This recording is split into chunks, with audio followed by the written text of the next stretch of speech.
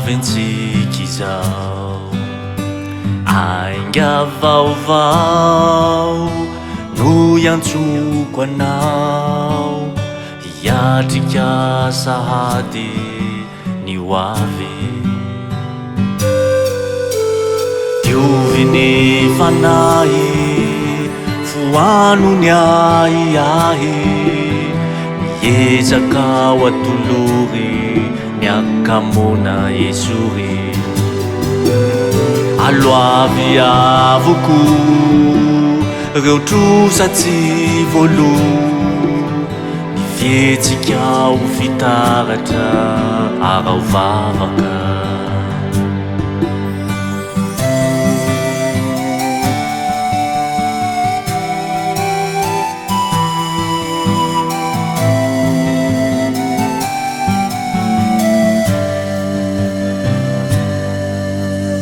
taona vaovao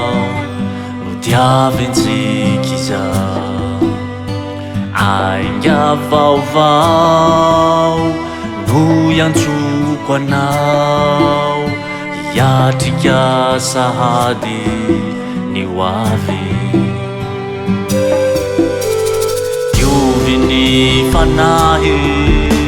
foano ny ahiahy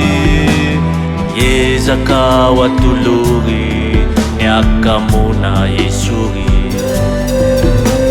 aloavy avoko reo trosatsy volo ny fietsika ho fitaratra arao vavaka